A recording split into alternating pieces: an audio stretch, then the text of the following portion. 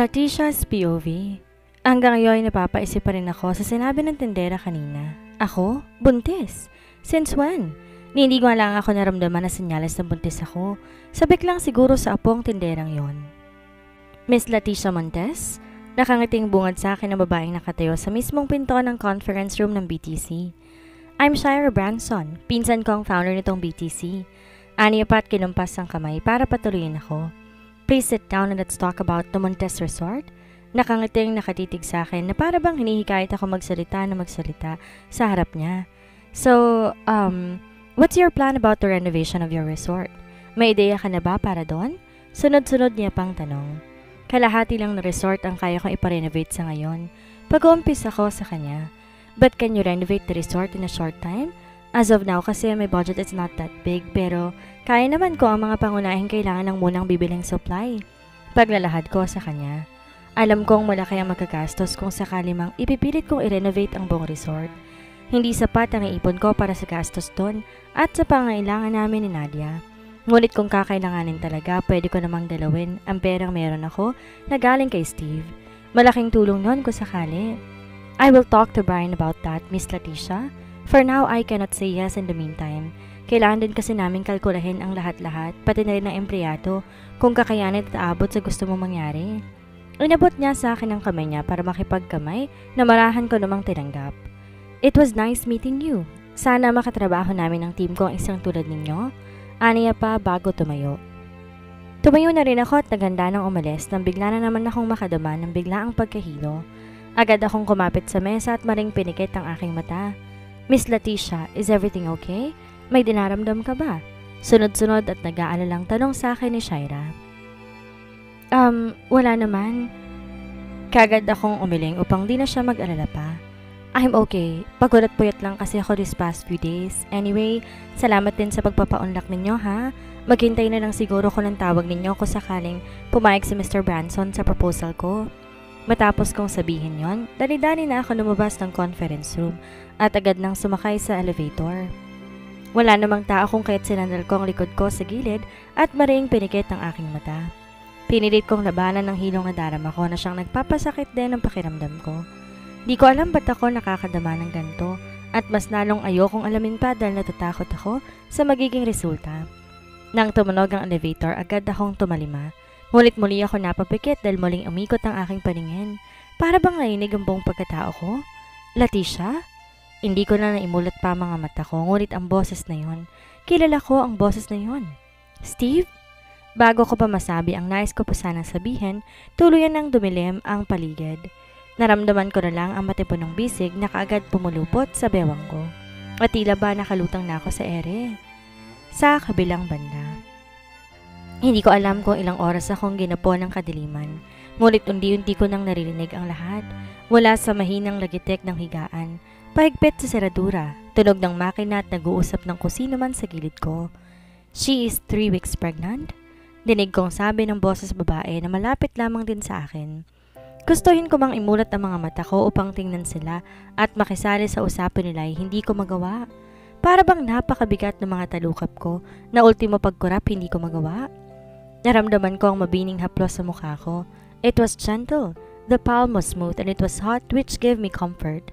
Unti-unting nakaya kong ikurap ang mga mata ko hanggang sa tuluyan ko lang maimulat. Ngunit muli ako napapikit nang tumama sa matang liwanag na nagmumula sa ilaw. Mag-uusap tayo pagkalabas mo rito. You made me worried. I should have felt angry. Yun talaga ang bungad sa akin? But his eyes were shining with tears. Steve? I whispered while my eyes were asking him. Why is he here? What am I doing here? What happened? Just rest for a while? Inagka niya ang noo ko. Don't worry, uuwi tayo pag okay ka na. Aniya pa na huli kong narinig bago ako muling nakatulog. Hindi ko alam kung ilang oras pa ulit ako nakatulog pero aware pa rin ako sa paligid ko. Lahat ng kuluskos nararamdaman ko pa rin. Hindi na nga rin ako sigurado kung tulog ba talaga ako o ang katawan ko lang ang natutulog. Basta't ang alam ko lang nakahiga ako. Nasa tabi ko sa Steve at higit sa lahat, I feel safe. Makalipas sa ilan pang minuto o oras, muli kong naigalaw ang mga mata ko. Dahan-dahan ko na rin naikilos ang daliri ko at para bang nanumbalik ng lakas ko. Are you okay now? Biglang gusto ko nilang ulit makatulog nang dumapo sa akin ang napakaseryosong mata ni Steve.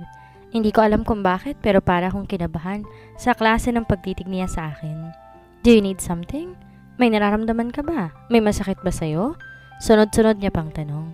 I miss you. Muntik ko nang samparin ang bibig ko nang dahil sa kakagahang lumabas doon. Marin kong pinikit ang mga mata ko at bumuntong hininga dahil bigla ako nakaramdam ng hiya sa kanya. Peste, ang layo ng sagot ko sa mga tanong niya. Really? Ngumisi siya na talaga namang nagpakunot ng noo ko. Hindi niya ba gusto na namimiss ko siya? May mali ba roon? E di wag kung ayaw niya? Never, hindi. Malamig kong sagot bago bumaling sa ibang direksyon. Ayokong salubungin ang mga mata niya. Para kasi ako matutunaw Parang binabasa niya kung ano man na nasa isip ko. Konting kibot na lamang, meron agad siyang panabla. Are you aware of what is going on in your body? Tanong niya sa mababang tono pero mababa ka sa ng pagkaseryoso. Ang dami kong gustong itanong sa'yo ngayon pero ayokong ma-stress ka. Kaya naman, ask me then. Tinumbasan ko ang titig niya na putulin na ang nais pa niyang sabihin. Alam kong mali yun, ngunit narito na naman kami. Wala na rin magbabago, di tanongin niya na ang lahat ng gusto niya. Yung batang dinadala mo ngayon. Bahagyang napaawang ang labi ko dahil hindi ko inaasahan na yun ang lalabas sa bibig niya. That's my baby, right? Do you ever have a plan to tell me about my baby? Or you wanted to hide my baby from me? Sunod-sunod niya pang tanong. Di naman ako nakadama ng takot o kahit na patungkol sa mga tanong niyang halata namang nang aakusa. Ngunit hindi ko maiwasang hindi pangilidan ng luha dahil sa sunod-sunod kong narinig ang pagtawag niya ng my baby sa sinapupunan ko. Tanggap niya kaya? Matatanggap niya ba? I don't know. Anong hindi mo alam? Napasinghap ako at tuluyan na ngang tumulo ang luhang na dahil sa pagtaas ng boses niya. I'm sorry. Hindi ako galit. Please, don't cry. It's bad for the baby. Buisit ka? Hindi mo man lang kasi ako patapusin magsalita bago ka sumigaw. Yes, I was shouting while I'm crying because of him. Hindi ko alam na buntis ako. Hindi ko alam kung ilang buwan na or what. Ang alam ko lang, normal lahat ang nararamdaman ko. Napagod lang ako, stress, kulang sa tulog, lahat. Inawakan niya ang kamay ko at ginawaran ng hagkan, dahilan para mapatitig ako sa kanya. Dahil din sa ginawa niya, tila na umid ang bibig ko at umurong ang luha ko. Okay, what the? Para saan ang okay niya? Ang haba-habang litanya ko. Tapos yun lang ang sagot niya?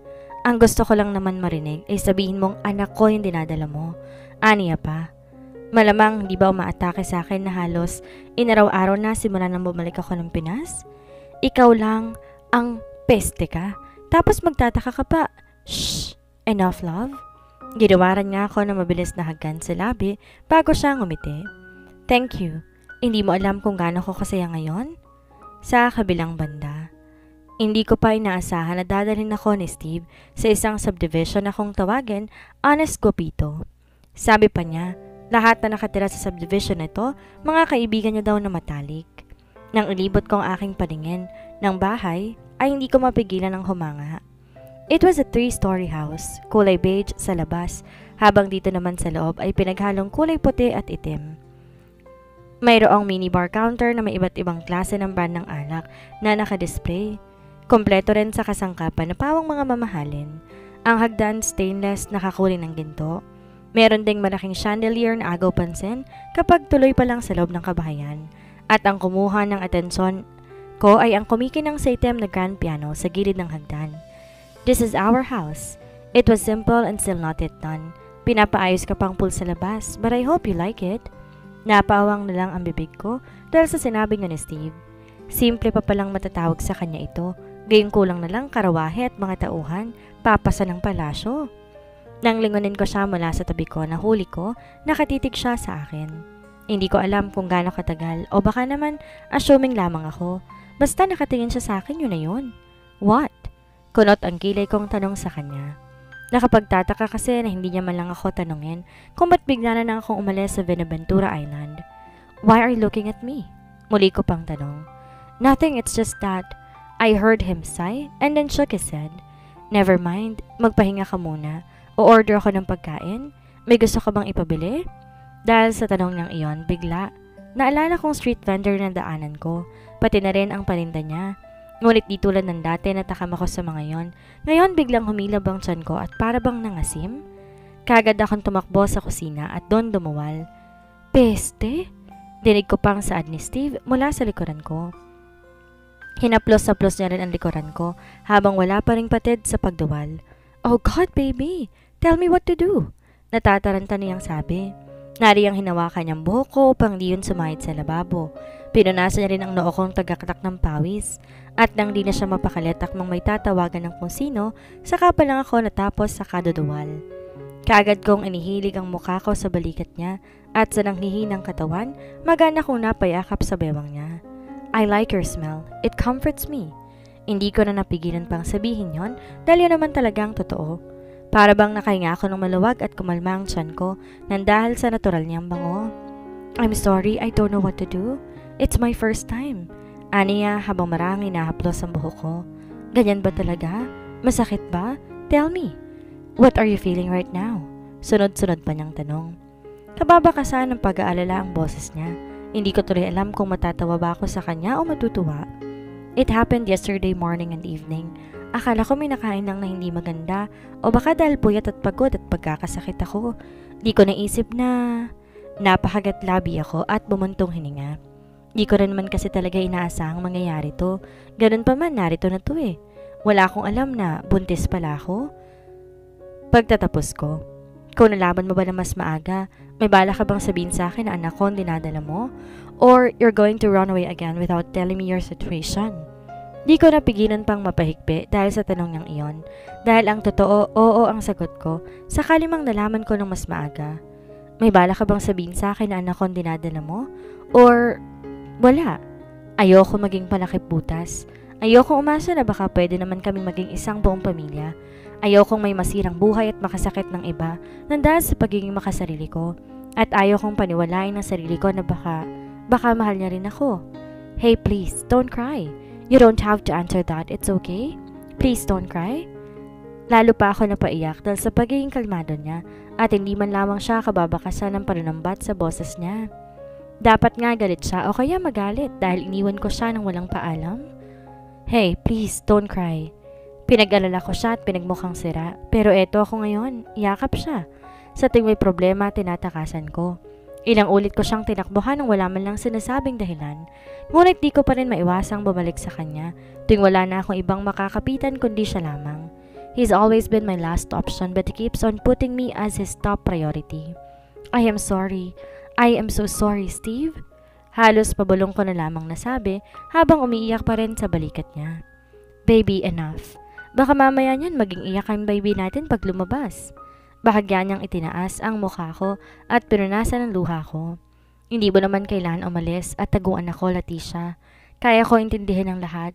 Kung madaraan sa usapan, bakit di natin pag-usapan? At kahit saan ka man magpunta, hahanapin pa rin kita. Tumango na nga ako bilang tugon. Wala na ako mahagilap pang salita na masasabi pa. Pero ito na rin siguro ang tamang pagkakataon upang sabihin ko sa kanyang dahilan. Can we talk? I asked seriously. Lumamlam ang mata niya habang nakatingin sa akin bago ngumiti. Can I kiss you first? Kanina pa kita gustong hagkan at kanina pa rin tayo nag-uusap. I can't hold whenever you're in my arms. Leticia, naramdaman mo naman siguro. Sa una, hindi ko kagad naintindihan ang pinupunto niya. Ngunit nang maramdaman ko ang bagay sa bandang puson ko, nanlaki ang mga mata ko. OMG, Steve, napakahilig mo talaga. Kinurot ko ang tagiliran niya at bahagya siyang itinulak, pero muli niya akong hinila papalapit sa kanya. Hindi mo ako masisisi. Sa iyo lang ako nagkaganito. Ginayo mo yata ako, pwede pa naman, di ba? Gawin natin na kambal si baby, para may kapatid ka agad siya sa paglabas niya. Muli kong kinurot ang tagiliran niya upang tumigil na ang kahorotan niya. Ngunit ganon pa man natagpuan ko na lang ang sarili ko, tumutugon sa hagdan at yakap niya. At ng araw ding iyon, muli namang pinag-alab ng tanghali hanggang gabi. Knowing Steve, hindi pa rin yan titigil hanggat nakakagalaw pa. Sa kabilang banda. What? What are you staring at? Sunod-sunod kong tanong kay Steve nang maramdaman ko ang pagtingin niya sa akin. Hindi ako mapakali at lalong naiilang dahil sa kakatitig niya. Wala naman siguro akong dumi sa mukha. At kung meron man, malamang na tatanggalin niya o kaya naman ay sasabihin sa akin. Pero peste, he was staring at me as if he was staring at my very soul, and that made me feel uncomfortable. Nakakailang naman kasi, talaga. Do not look at me like that. Hindi ko maiwasang singhalan siya dahil hindi naman nagbagong klase ng pagtitig niya sa akin. Like what? He asked and then smiles widely. Like I'm the most beautiful lady that you've ever seen. Yes, you are, and I can't help it. Pagpuputol niya. Hindi ko tuloy napigilan ang pagkabog ng mabilis ng puso ko, tila ba bigla ako nag-hyperventilate. My heart raced. Hey, are you okay? Kaagad siyang lumapit sa akin. Kababakasan ng pag-aalala sa boses at sa mata niya. What? May masakit ba? Tell me, what is it? Sunod-sunod niya pang tanong at tinawakan na magkabila akong balikat. Baby, tell me, what is it? Are you okay? Muli niyang tanong nung hindi ko siya nasagot kaagad. Wala sa loob na napailing ako habang hawak pa rin ang tapat ng puso ko. No, I mean, my heart raced. Tumitig ako sa kanya upang tingnan ang reaksyon niya. Ngunit bukod sa pag-aalala, wala ko ibang nakita pa sa mga mata niya. Kumunot ang kilay niya, inawakan ng isa kong kamay. What? What did you say? Sapo pa rin ang aking dibdib kung nasa ng puso ko, marahan ko yung tinapik-tapik bago sumagot sa kanya. My heart raced. Pag-uulit ko naman bago tumitig sa kanya. Why am I feeling like this? Nagtatakang balik tanong ko sa kanya. Wala naman akong sakit sa puso. I am healthy as a cow. Pero peste? Bumilis ang kabog ng puso ko nang dahil sa titig niya. Steve remained confused while his brows were frowning. Seriously? I don't understand at all. Tinalikuran ko siya at tumupo sa countertop. Napapaisip pa rin ako kung ba't ako nagkakayan nito. Hindi kaya dahil sa nagdadalang tao ako? Is this part of my pregnancy? Nang lumapit sa akin si Steve, kaagad niyang pinagsiksikan ang sarili niya sa pagitan ng dalawa kong hita. Bago ko tinitigan, Baby? He sounded worried. Look at me. Tumingala naman ako para salubungin ang tingin niya. Are you okay? Nag-aalalang tanong niya pa rin. Umiling naman ako habang nakatitig pa rin sa kanya. No, I think I'm not okay. Sagot ko. May masakit ba sa'yo? Muli akong umiling saka sumagot. Walang masakit. Then what? Tell me what's wrong. What is it? Bahagyang tumaas ang boses niya, ngunit kababakasan pa rin ang pag-aalala. Tinapik-tapik ko naman ang tapat ng puso ko habang nakatitig pa rin sa kanya. My heart. Oh my, what is wrong with your heart? Masakit? Sunod-sunod niyang tanong bago hawakan ang kamay ko na tumatapik sa tapat ng puso ko. When I saw you staring at me, and then when I looked at you and think about you, it's racing, fast and loud. I don't know why. Paglalahad ko sa kanya. Unti-unting nawala ang takot sa mukha niya, tsaka ko niya kapatinagkan sa noo. Kailan mo pa naramdaman yan? Seryosong tanong niya maya-maya. Today, is this bad? That's okay. Baliwalang sagot niya na para bang maliit na bagay lang ang nararamdaman ko ngayon. You make my heartbeat race too. Patas lang tayo. Medyo unfair lang sa side ko dahil ngayon mo lang naramdaman yan. Samantalang ako, simula na makita kita, pinabibilis mo ng tibok ng puso ko. Oh my, baby. Even when I'm not with you, you can still make my heart race. Just be thinking of you. Napaawang ang labi ko dahil sa sinabi niya.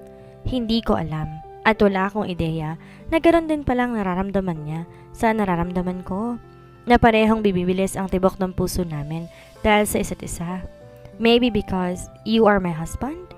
Pagtatanong kong sagot sa kanya. Ngumiti siya sa akin, saka ko hinagkan. Agad akong tumugon sa ginagawa niya dahil aminin ko man o hindi, namiss ko rin talaga ang paghagkan niya sa akin. Namiss ko ang yakap niya. Namiss ko ang katawan niya na nakadikit sa akin. Namiss ko ang lahat-lahat sa kanya. Yes, and because I love you. Halos pabulong niyang sabi matapos ang hagkan na pinagsaluhan namin. At alam kong mahal mo rin ako. Giit niya pa na para bang nanunukso. Sa sinabi niyang iyon, napahingos ako at biglang naalala ang tinik sa relasyon naming dalawa. Agad kong tinabig ang kamay niya ngayon, unti-unti nang naglalakbay sa akin. May pasabi-sabi bang mahal dyan, samantala nakabuntis naman ng iba? Singhal ko sa kanya. Sa totoo lang, ayoko nang isipin yon dahil sa sinabi ni Nadia. Ako pa rin naman talaga ang legal na asawa ni Steve. May punto rin siya sakali mang totoo ang sinabi ng sekretary niya na buntis siya. Pwede naman daw suportahan ng bata Ngunit hindi ibig sabihin nun pati si Steve na asawa ko, ipapaubaya ko na lang basta-basta. Hindi ko rin kakayanin na makita siyang may kayakap na ibang babae at may minamahal na iba. Makasarili na ako makasarili, pero gusto ko akin lamang siya at ako lamang ang tayong babae sa buhay niya. What are you talking about? Di makapaniwalang bulalas niya sa akin na kinairap ko. Your secretary, the malandang isda, is pregnant? Sabi niya, ikaw daw ang ama ng dinadala niya eh. Huwag kang magsisinungaling sa akin, Steve, dahil baka hindi kita matansya. Singhal ko pa rin sa kanya. Naging seryoso naman ang mukha niya bago bumuntong hininga at tinitigan ako. Baby, hindi totoo yon. Aaminin ko, 2 beses na may nangyari sa amin ng sekretary ko nung iniwan. Peste ka? Sabi ko na nga ba? Putol ko sa kanya. Parang may kumurot sa puso ko na sabihin niya yon at nakuha niya pa talagang mambabae nung umalis ako. Listen to me first, please. Hindi ako nagsalita at nanatiling nakatitig sa kanya na nakataas ang isang kilay. Noong unang may nangyari sa amin, galit ako noon dahil hindi ko pa rin matanggap na iniwan mo ko. And baby, God knows that I used protection when we did that. And yes, ang peste ko nung time na yun dahil pangalan mong paulit-ulit kong binibigkas hanggang makatapos ako, and then she slapped me. You deserve that. Galit pa rin tong putol sa kanya. Gustuhin ko man siyang sampalin din at pagsusuntukin dahil sa ginawa niyang yon hindi ko magawa. I can't hurt him because I love him. Napaiyak na lang ako dahil sa sama ng loob. Pero kahit ganoon pa man, bahagyang nabawasan ang iniisip ko. And the second time, hindi naman natuloy ang hindi ko na kaya. Hindi ko kayang lokohin ka. Ikaw lang ang gusto ko. Ikaw lang ang mahal ko. Kahit hindi ko alam kung mahal mo ba ako. I am sorry, love. Please, forgive me. Give me a second chance. Magkakababy na tayo at ikaw lang gusto kong anakan ng anakan? Natigil ang pagbagsak ng luha ko dahil sa mga pinagsasabi niya. At anong anakan ng anakan? Ginawa niya pa akong baboy. Kinurot ko nga ang tagiliran niya. Ouch! You're really a tigress. Aniya habang hinahawakan ang tagiliran niyang kinurot ko. Anakan ng pinagsasabi mo? At subukan mo pang ulitin ang ginawa mo, Steve, ha? Puputulin ko talaga yung pinagyayabang mo. Singhal ko sa kanya. Ngumiti naman siya at muli akong niyakap na akala niya yata ayos na kaming dalawa. Pwes, bukas ulit. Ipapaalala ko ulit sa kanya ang kalokohan niya. Ikaw lang talaga ang aanakan ko ng 1 dosena, Leticia? Pwes, malungkot ako nag-iisa. Kaya gagawa tayo ng maraming anak. Hindi ako nagbibiro and I'm sure masisihan ka sa mga gagawin ko sa'yo. Love? Sa kabilang banda. May gusto ka pa ba?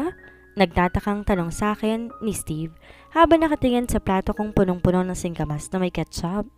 Hindi ko rin alam kung bakit bigla na lang nabig ang bagang ko sa pagkain to na makita ko kanina sa internet. Kaya naman agad akong nagpabili kay Steve. Luckily, binilhan niya ako. Kahit na nga ba 3 oras lang ang ginugol niya, makahanap lang ng singkamas. Wala naman na. Bale walang sagot ko, sabay kagat sa hawak na singkamas na sinawsaw sa ketchup. OMG, this is heaven! Pikit mata ko pang sambit matapos malasahan ng singkamas.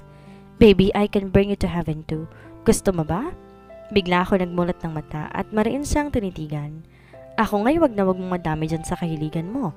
Hindi mo nga ako halos tilantanan kagabi. Gusto mo yata maimbalido ako ng maaga. Singhal ko sa kanya. Tatawa-tawa naman ang magaling na lalaki, kaya kinuha ko ang plato na may lamang singkamas bago iniwan siya sa mesa. Nagpunta ako sa sala. Nilapag ang plato sa maliit na mesa at kinuha ang cellphone ko para tawagan si Nadia.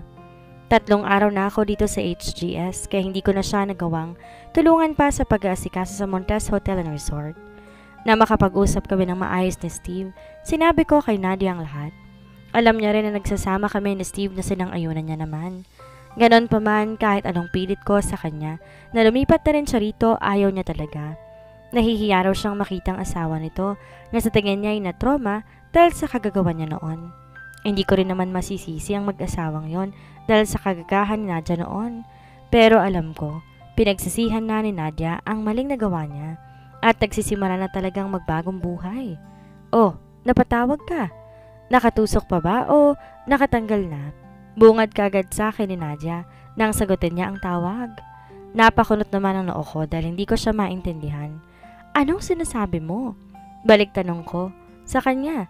bago kinuha ang singkamas at baliwal ang kinain yon. Well, nung huling tawag mo sa akin kasi, nagmimilagro lang naman kayo ng asawa mo. Baka lang kasi nagmimilagro pa rin kayo ngayon. Sabihin mo nang hindi na tayo makakaistorbo pa. Nagkanda, samid-samid naman ako sa kinakain ko dahil sa kabrutalan ng bruha kong kapatid. Hindi ko naman kasi sinasadyang maidayan ang numero niya noong nasa sukdulan na kami ni Steve. Sadyang wala na akong makapitan upang kumuha ng lakas at makahawak ako sa cellphone ko. That was an accident, okay? Oo, aksidente ko na rin narinig ang sigaw ninyong dalawa. Naabot yata hanggang sa kapitbahay ninyo.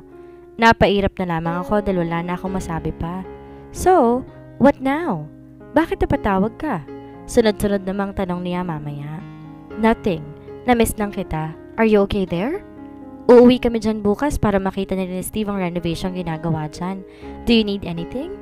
Nag-aalala lang tanong ko sa kanya. Siya na lang ang natitira kong pamilya, kaya naman, hindi ko maiwasang di mag-alala. Kahit na nga ba ilang oras lang ang layo namin sa isa't isa. I am okay, Leticia. Huwag mo akong intindihin. This time, sarili mo naman ang isipin mo. Gawin mo kung ano man na makapagpapasaya sa'yo. Don't worry, I'm okay. Sa sinabing iyon ni Nadia, hindi ko mapigilang mapaluha.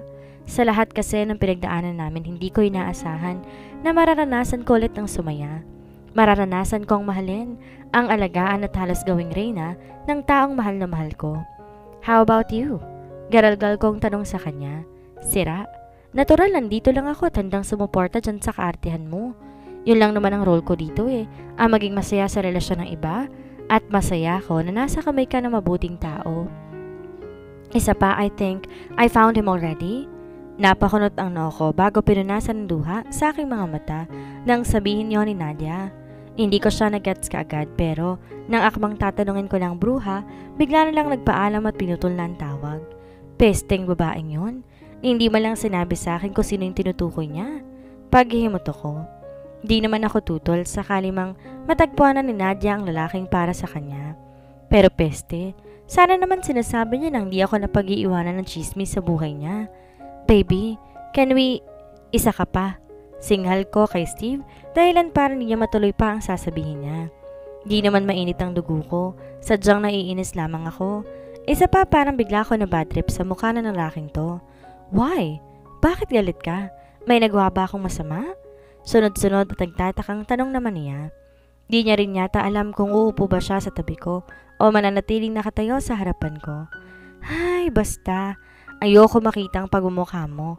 Nai-stress ako sa itsura mo Ang pangit mo na nga sa paningin ko, hindi ka na hot. At ayaw na kitang makasama? Napaawang ang labi ko. Dahil sa mga pinagsasabi ko. Alam ko naman masyado na akong harsh sa kanya, pero ano bang magagawa ko?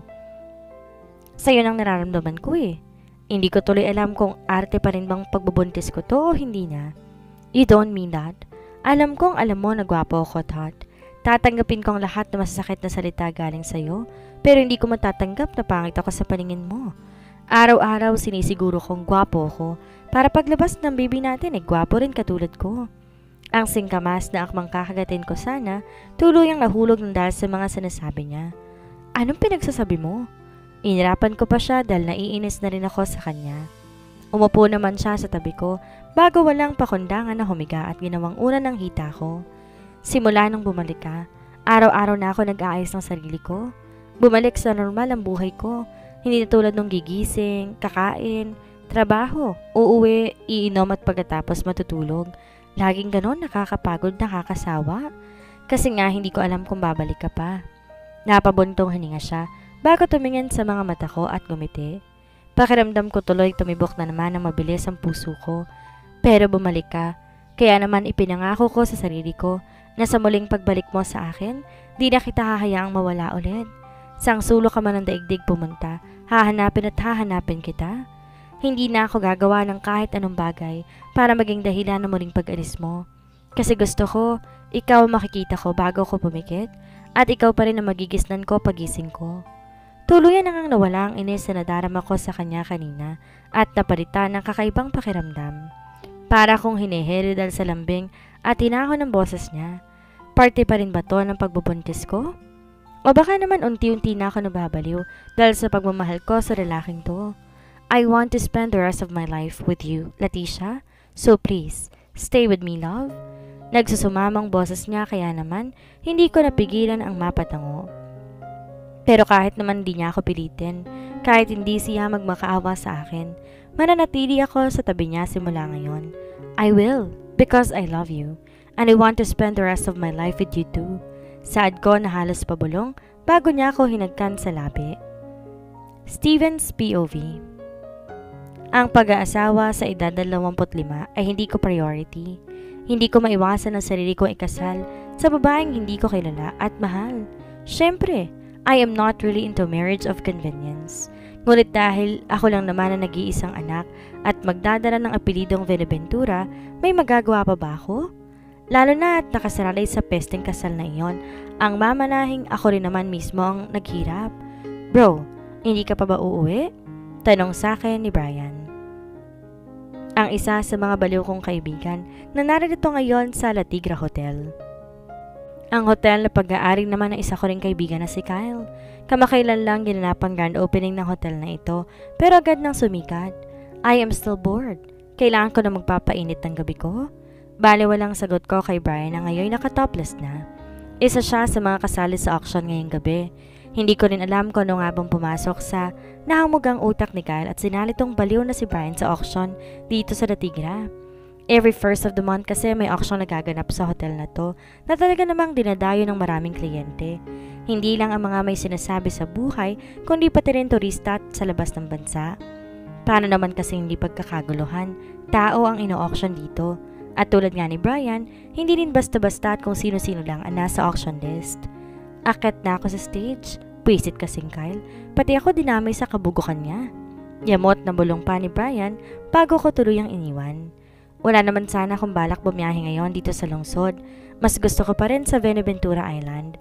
Ang problema nga lang ang ama ko na walang ibang ginawa kundi ipilit sa akin pakasalan ko raw ang anak ni Mr. Montes.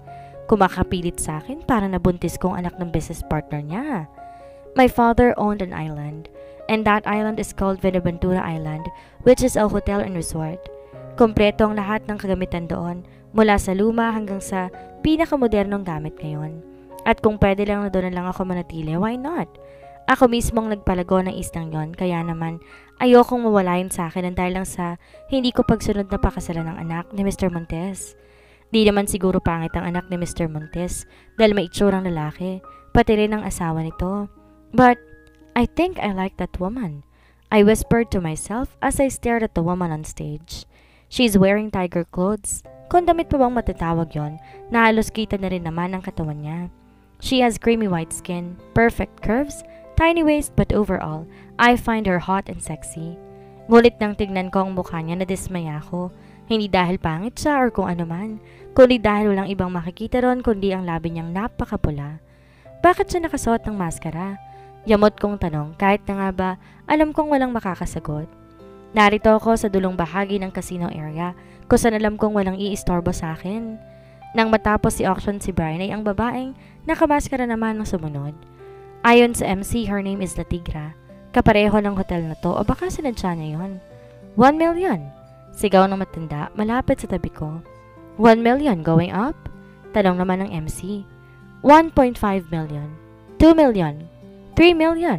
Sumasakit ang tenga ko sa pagpapalitan ng sigaw at pataasan ng dalawang matandang malapit sa tabi ko at nasa harap ko. 10 million. I shout loud and clear. Dahil sa sigaw kong yon natahimik lahat at napatingin sa akin. Hindi ko rin alam ba't ako nakabid at sa malaking halaga pa nga. Higher than 10 million? Muling tanong ng MC habang nililibot ang paningin sa lahat. Ngunit nang manatiling tahimik, wala na nagbid pa, binigay niya na sa akin ang babaeng kanina ko pang tinititigan sa entablado. Nauna na rin akong pumunta sa unit ko. Sinabihan na lang na sumunod sa unit ko si La Tigra. Pagkatapos ng gabing ito, muli akong babalik sa Veneventura Island. At kung walang ibang paraan pa para mapasakin ng tuloy ng mamahalin ko yon, wala na ako magagawa pa kundi pakasalan ang anak ni Mr. Montes. Hello? Is anybody there? Kumunot ang kilay ko nang marinig ang tila pamilyar na boses na yon mula sa pinto ng unit ko. Tuloy ka! Sagot ko kahit di sigurado kung tama bang hinala ko o hindi. I will enter now. Are you sure you're not a ghost? Muling giit ng boses babae na habang tumatagal at napapalapit, nakikilala ko na kung kanino. No, I am not. I'm still alive. Sagot ko ulit at natawa, saka lamang tamang ang hinala ko. Pagkakataon nga naman, mukhang umaayon sa akin ngayon ang tadhana. Steve? Nanlalaki ang matang sambit niya sa pangalan ko nang mapagsino ko. Ilang beses ko nang nakasama ang babaeng to sa hindi inaasang araw, oras at pagkakataon. Ngayon siya ulit. Leticia? I whispered. I never thought that I would never see her again, na hindi ko na siya muling mahahawakan at mahahagkan. Ngunit hanggang pumayag siya sa gusto kong mangyari, palaisipan pa rin siya sa akin kung bakit niya ginagawa ang bagay na ginagawa niya, tulad ng magbigay aliw sa mga panauhin ng natigra, ang sumayaw sa gitna ng entablado, nakakarampot ang suot, at ang pumayag sa gusto ko na kahit wala pa pala siyang karanasan at ako ang tanging lalaki na nakangkin sa kanya. Ngunit ang plano kong gawin siyang ma-stress ay hindi na natupad pa dahil sa kaarawan ng ama ko inanunsyo na rin ang engagement ko. At ngayon ang araw na yon. Halos mapuno ang mansyon dahil sa dami ng taong narito. Lahat may mga sinasabi sa lipunan, pawa mga business partners ng ama ko. I would like to call the attention of Mr. Steven T. Venaventura to come over here, as well as Miss Leticia Montes. Bahagya ko lang narinig ang pangalang sinabi ng MC, kaya hindi ako kaagad lumapit sa kanya. Ngunit nang muli niyang tawagin ang pangalan ko at sigurado na ako nga iyon, saka pa lang ako pumunta. Let's give us a round of applause for Mr. Steve T. Venaventura. Muling giit ng MC, kasabay na masigabong palakpakan sa kapaligiran. Ngunit hindi yun ang pumukaw sa atensyon ko, kung hindi ang babaeng nasa gitna, nakatayo at nakaharap sa akin. May suot siyang maskara, ganun pa man, hindi nakaligtas sa paningin ko ang talim ng titig niya. Please come over here, Miss Leticia. Kumunot ang noo ko. Bahagyang napawang ang bibig ng bigkasin ng MC ang pangalan ng babae. Hindi ako sigurado kung tama bang nasa isip ko na siya ang babae na pinakasalan ko. The moment she removed her mask, ohs and ahs echoed in our place. Napakaganda niyang talaga, ngunit ang akala ko'y lalapit na siya kung saan ako nakatayo, nang bigla, tumalim ang tingin na pinukaw niya sa akin habang tumalikod na. Kung dati halos isumpa ko ang pagpipilit sa akin na magulang kong magpakasal, ngayon halos ikadena ko na si Leticia, pumayag lamang siyang may kasal sa akin. Hindi dahil sa mana, di dahil gusto ko siyang maging mistress, kundi dahil sa maikling panahong nakasama at nakilala ko siya, nahulog na ako sa kanya nang hindi ko man lang namamalayan. Na hindi ko na lang katawan niya ang habol ko at ang ligayang maibibigay niya sa akin sa kama. Hindi na rin dahil sa pera, mahal ko na pala siya. Masyado lang ako nabulag sa kaisipang nawawalan ako ng mana, pati na rin ang mga pinaghirapan ko. And when I thought everything is going to be okay, when I married her already, when I thought she will never leave me and will love me, umalis na lang siyang bigla, walang paalam, walang senyales na aalis siya. Ang tanging naiwan lang ay ang amoy niya sa kama kung saan magkatabi pa kaming natutulog na dalawa. I miss her so much. Halos ipagsigawan ko na rito sa Club V, kasama ng mga kaibigan ko kung gaano ko nangungulila sa pag-alis ni Leticia. I love my wife. Sigaw ko pa ulit kasabay ng paglagok sa hawak kong beer. Oh my bro, lasing ka na. Ihahatid na kita sa kondo mo. Yamot na singhal naman sa akin ni Kyle, isa sa mga kaibigan ko. Nang magising akong wala na si Leticia sa tabi ko. Sa ikalawang pagkakataon, nakadama ako ng kahungkagan. Iniwan niya ako noon matapos kaming ikasal. Ngayon bumalik siya at muli akong iaahon mula sa pagkakalugmok at pangungulila sa kanya. Muli niya na naman akong iniwan. Matapos ang mainit na sandali, matapos ako mag-propose sa kanya ulit, matapos ako magtapat kung gaano ko siya kamahal, bigla na lang siyang naglahong parang bula. Ganun ba talaga kalaki ang pagkadisgusto niya sa akin? Pero peste, ramdam kong mahal niya rin ako, na kailangan niya ako, na hinahanap-hanap niyang aking hagkan at yakap. At kahit anong mangyari this time, itatama ko na ang mga bagay-bagay. Steven's POV. So, what can I do for you, bro? My friend Brian asked me. Narito ako ngayon sa Branson Technology Corp na siyang pag-aari naman ng isa ko pang kaibigan na si Brian. When it comes to high-tech and modern equipment, BTC is the best. May gusto lang akong ipaayos sa Venaventura Island. Yun kung hindi mo tatanggihan ang matalik mong kaibigan. Sagot ko naman sa kanya. Oh, of course not. But I don't have time to discuss that today. May aasikasuhin lang ako. But you can talk to my cousin, Shaira. She's here. In the middle of a very important meeting with her client. Napabuntong hininga na lang ako habang nakatitig sa kanya.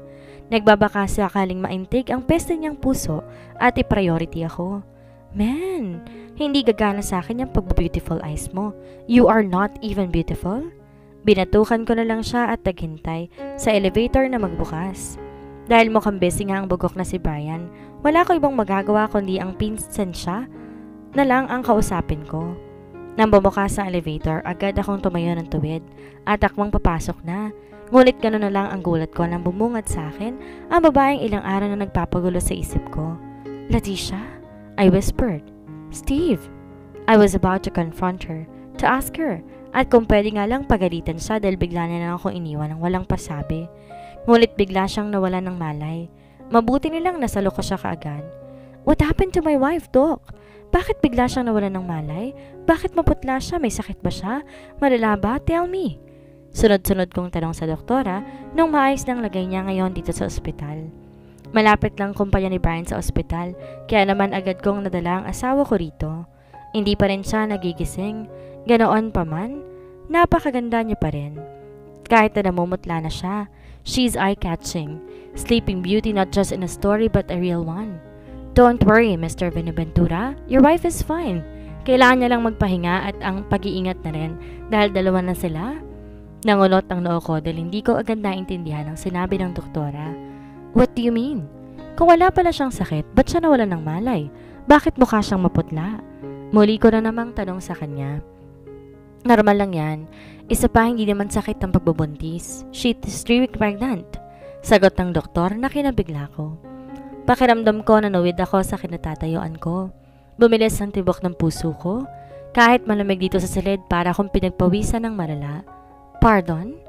Ang tanging naiusal ko na lamang habang nakatitig sa maganda kong asawa. She is 3 weeks pregnant. Congratulations to both of you. Bibigyan kita ng reseta ng mga vitamins na kailangan ng asawa mo. Doon pa lang nag-sink in sa isip ko ang pinagsasabi ng doktor. I'm gonna be a daddy? Halos pabulong kong sabi sa aking sarili. Kung pwede lang akong magsisigaw ngayon at magpa-party dito sa ospital, ginawa ko na. Oh my! I'm going to be a father! Ngiti-ngiti namang tinapik ng doktor ang balikat ko bago umalis na muna. Sa sobrang saya ko ngayon, hindi ko maiwasang tawagan ng mga baliw kong kaibigan para na ipagmalaki ang pagbubuntis si Leticia. What's your problem? Halos pare-parehong tanong nila sa akin. Nang sagutin nila ang video call sa GC namin. I'm gonna be a daddy! Abot ang ngiti ko naman habang binabalita sa kanila. Oh well, good luck! Bale walang sambit ni Kyle. That's your time to shine. Ano naman ni Cipriano. Smile now, cry later. Pangaasar naman ni Ivan. Ang hindi ko maintindihan kung bakit ganun ang mga sinasabi nila. Hindi ba sila masaya para sa akin? Mga sira talagang mga kaibigan kong to. Well, congrats bro. Pagbutihan mo't kahit anong mangyari, huwag ka sanang mawala sa tamang katinoan. Sagot naman ni Leonardo bago sabay-sabay na nilang pinutol ang video call. They seem weird. Hindi ako ganito sa kanila nung buntis ako at ng mga asawa nila. Pesa silang lahat. Present, Steven's POV. OMG Steven, malapit na ako. After ng huling galaw na pinakawalan ni Leticia mula sa akin, sabay naming nabot ang sukdulan. Hagkan lang naman sanang gusto ko eh.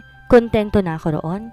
Ngunit hindi ko maiwasang kunin ng aking asawa na magsimula siyang tumugon sa aking mga hagkan. Are you okay, love? Nag-aalalang tanong ko sa kanya habang marahang hinahaplos ang likod niya. Damang-dama ko ang mabilis sa tibok ng puso niya at ang bahagyang hingal niya mula sa harapan ko. I like your smell, bulong niya. Hindi ko agad siya inila sa tabi ko para hindi maipit ang tiyan niya. Love, I'd like to make love with you again and again, but I'm afraid our baby might get hurt. Naramdaman ko na lamang ang pinong kurot sa tagiliran ko na talaga nga namang kinangiwi ko. Napakahilig mo talaga. Pati ako dinadamay mo pa sa kahiligan mong yan. Ano magagawa ko? Every time na malapit ka sa akin nagiinit ako. At kapag nag-iisip kita, nabubuhayin ako. Ouch! Hindi ko na natapos pa ang sinasabi ko nang kagate ng pinakamamahal kong asawa ang balikat ko. Baby, please. Enough. Baka hindi ako makapagpigil. Mag-round 3 pa tayo? Pagbabanta ko sa kanya. And yes, I am serious about that. Steve, humarap siya sa akin bago ngumiti ng pagkatamis-tamis. I want santol. Gusto ko yung santol na walang buto. Nailamos ko ang palad ko sa aking mukha dahil sa kahilingan niyang iyon. Kung kahapon singkamas ang gusto niyang kainin, nasa Zambales ko pa nabili. Ngayon naman santol na walang buto. Saan naman ako hahanap nun? Ito na nga ba ang kalbarang sinasabi sa akin ng mga kaibigan kong baliw? Ganon pa man, ginawaran ko siya ng hagkan sa noo bago bumangon. Para kay baby. Okay love, ibibili kita ng santol. Napabuga ko ng malalim na buntong hininga. Dahil bukod sa hapon na, hindi rin naman panahon ng santol ngayon. Yay! Thank you, mahal. I love you. She said smiling from ear to ear. Napahawak ako sa dibdib ko kung saan naroon ang puso ko. Peste, ang bilis-bilis ng tibok noon. Pakiramdam ko nga'y nag-init din ang mukha at tenga ko nang dahil sa tinawag niya ako mahal. And her I love you made me feel like I'm on cloud 9. Oh man, nababaliw na ako. I am head over heels in love with my beautiful wife. At ang dahil din sa napakatamis niyang ngiti, napadrive ako ng malayo-layo, mahanap lang ang santol na walang buto. Pero nasuyod ko na yata ang buong Montalban, wala pa rin akong nahanap na santol na walang buto. Pati sa mga malls wala din naman akong nakita. Gabi na rin na mapagpasyahan ko na umuwi na lamang at tanggapin ang galit na maganda kong asawa dahil wala nga akong mahanap na santol. Nakayo kong bumaba ako ng sasakyan at tumuloy sa loob ng aming bahay, only to get shocked when my friends were here. Congratulations! Sabay-sabay nilang sigaw, kasabay ng pagpapasabog ng confetti. What the? Anong ginagawa nyo rito sa bahay ko? At bakit nagkakalat kayo? Sunod-sunod ko namang tanong habang isa-isa silang tinititigan.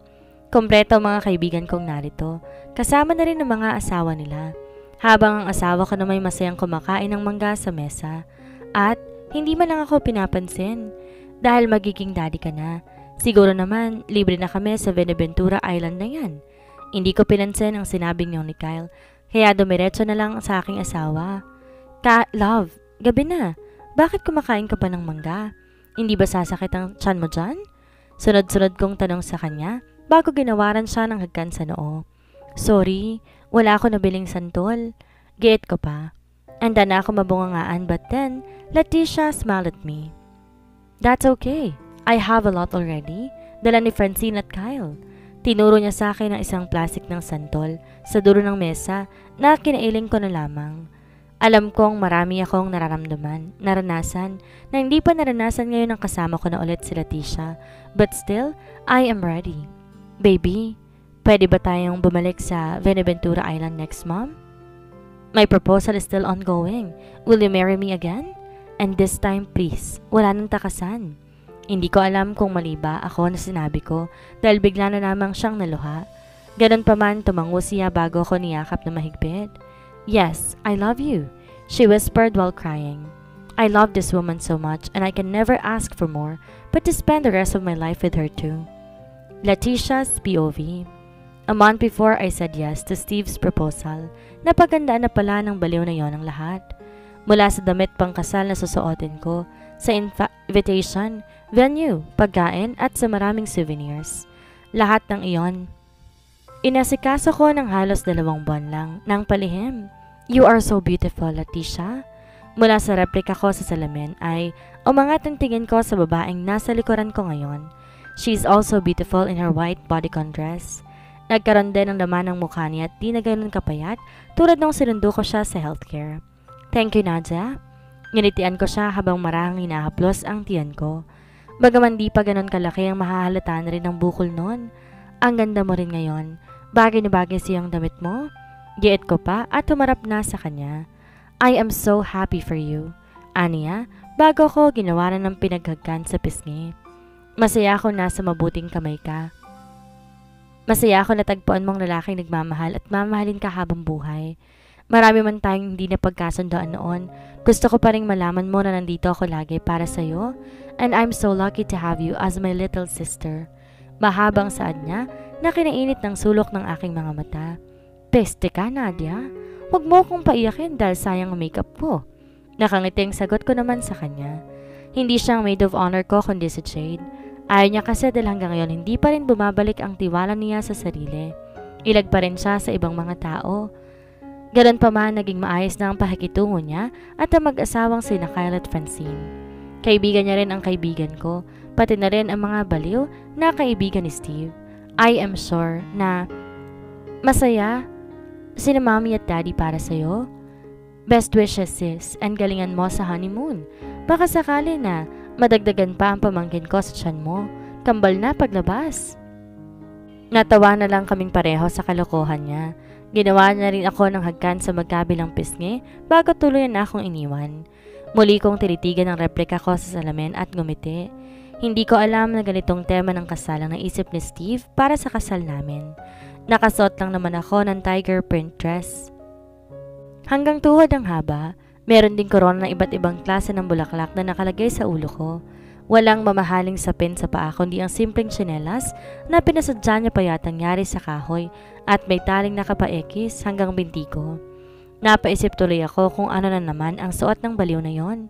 Sa itsura kong to parang di kasal na magaganap kundi parang gera sa panahon pa ng Java Man. Ganon pa may lumabas na rin ako ng silid nang tawagin na ako at tumunog ang tila hunin ng kung anumang hayop na tugtugin. Hudyat yon para sa aking wedding march. Steven's POV. Seeing Leticia walking slowly with a bright smile on her lips made my heart beat faster.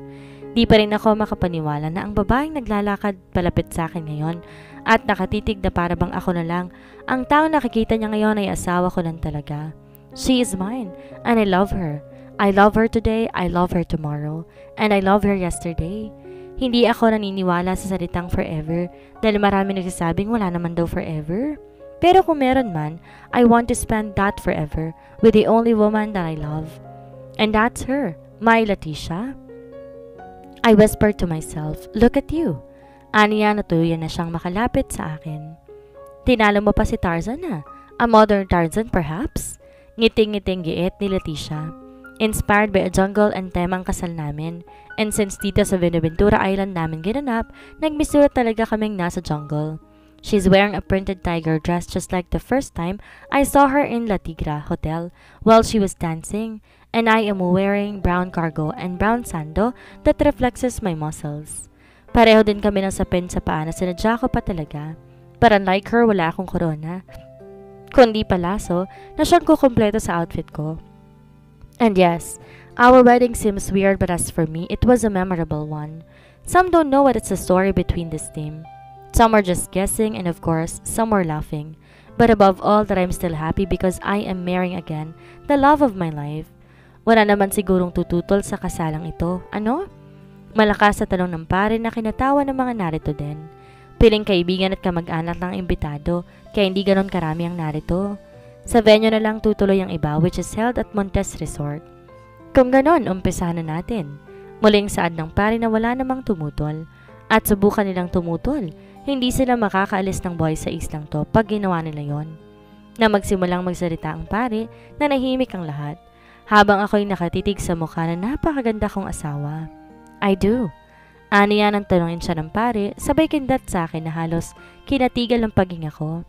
Peste, just one wink and I will be doomed.